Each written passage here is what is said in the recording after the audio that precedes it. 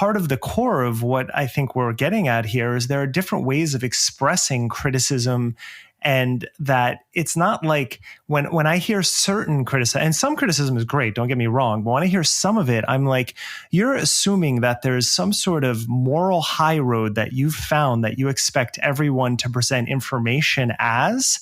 And that's missing the entire point of the diversity of responses. If you can only speak one language, you're not going to be able to communicate with a lot of people very well.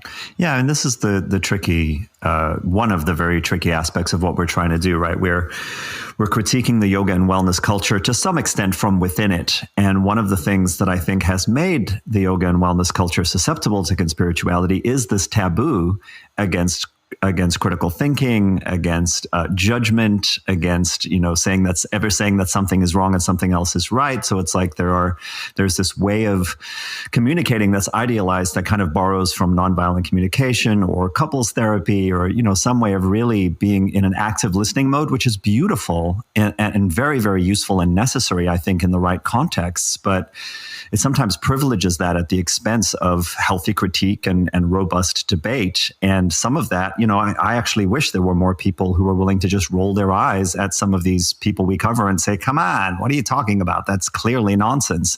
But in a culture that just goes, well, it's their truth. And, who are we to say that their truth is invalid? And, it's just a narrative. People are saying that the influencer's truth should be respected. But I think they're also from this position of identifying with the influencer's spirituality content. They're also saying there's something in the way this person has spoken that has touched me in a way that I haven't been able to find anywhere else.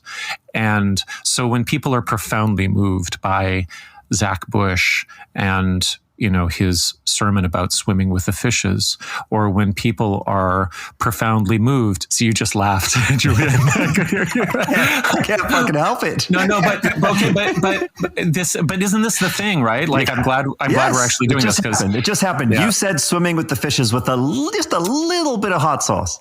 Did I really? Just a tiny bit. Because it's not about. Is it about swimming with the fishes? Because that's a way of saying it that sort of already indicates that there's an underlying, humor. Okay. All right. So I could have said, because if I really wanted to honor the fact that Zach is talking about something that was very important in his life, I would say, when the consumer of the influencer's content is talking about listening to Zach Bush describe his mystical experience, then they are talking about something that's become precious to them. And then when somebody comes in, when I come in and say, well, actually, he's using that as a point of manipulation in order to support his disinformation brand, I'm in this terrible role of labeling and calling out a kind of spiritual betrayal that might even be abusive. It's something that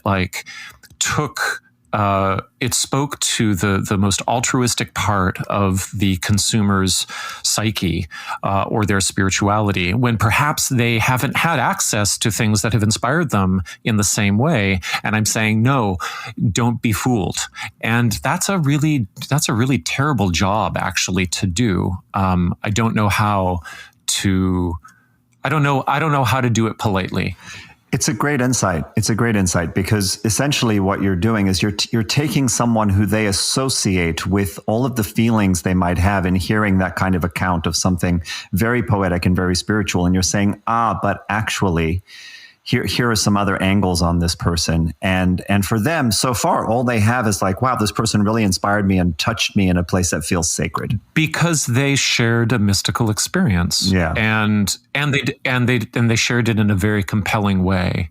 And there's a whole ton of transference going on within that very intimate environment, and which is why it's such a thankless task. Absolutely, and actually, so in some cases, I think we're interrupting love affairs